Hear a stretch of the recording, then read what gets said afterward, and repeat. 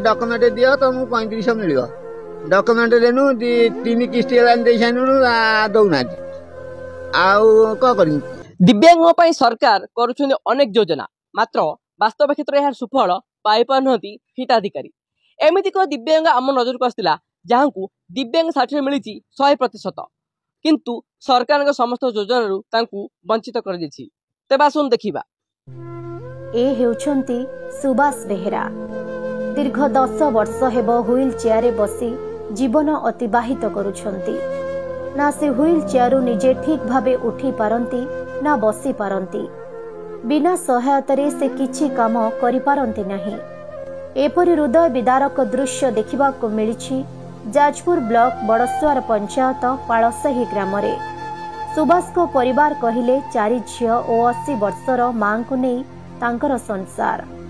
एकदा सुभाष दिन मजुरिया भावे कार्य करी परिवार प्रतिपोषण करुथिले। हठात तांको सुनार संसार रे काहार नजर पड़ीगला केजाणे सुभाष रोगरे आक्रांत होई सबु दिन पाई पालटी गले दिव्यांग। बोझ उपरे नलिता बिड़ा परी सुभाष को परिवार उपरे माड़ी आसिला दारिद्र्यर पहाड़। दुखर सुअरे भसाई नेला सुभाष को परिवार सुखर दंगा को। यही आर्थिक अभाव अनटन रे घरर सान झीर पाठपढ़ारे सबु दिन पाई डोरी बंधा होई गला। मिंजी मिंजी होई भविष्यत रूपी उज्जवल आलोकटा हठात आखि पिछुड़ा के अदृश्य होई गला।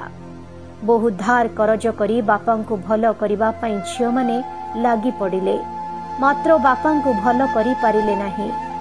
बहुत कष्ट रे सुभाष को परिवार दिन काटुछंती।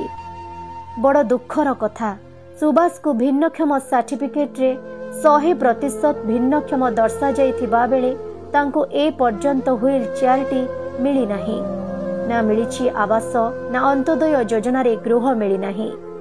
जिला प्रशासन ठारू आरंभ करी ब्लॉक प्रशासन एमिति कि सरपंचक पाखरे सरकारी सहायता पाई दौड़ी दौड़ी नयांत हेले मध्य सुभाष को कथा को केही कर्णपात करि नथिले। वर्तमान भिन्नक्षम को 3500 टंका भत्ता मिलुथुबा बेले सुभाष को आगरु मिलुथुला 1200 टंका भत्ता किंतु एबे मिलुछि 1000 टंका। ए हेउछंती सुभाष को 80 वर्षीय वृद्धा मां तांकु भी 1200 टंका भत्ता मिलुथुबा बेले एबे 1000 टंका मिलुछि। सरकार को नियम अनुसार 80 वर्ष हेले 3500 टंका भत्ता मिलिबा कथा किंतु तांकु सेतिकी भत्ता मिलु नाही। देखु नहंती वृद्धा मां जनक किपरि आखिरु लोह झराई कहउछंती से आ बंचिबाकु चाहंती नाही। तांकु मध्य सरकार को सहायतारु वंचित करा जायछि। एथि प्रति जिलापाल दृष्टि देबाकु ग्रामवासी दाबी करिसंती। सुभाष बेहेरा घर एडी पालसाई चाली पाने आ बइजी ये 4 झियो आ मा अछि आ किछि त मिलुने सरकार मते दिन खम भत्ता मिलुछि 1200 दोले ना 1200 दोले 1000 देलेनी 100% काटिले कोन पे पुनी तार कहले डॉक्यूमेंट दियो तुमको 3500 मिल डॉक्यूमेंट देनु 3 किस्ती दे दौना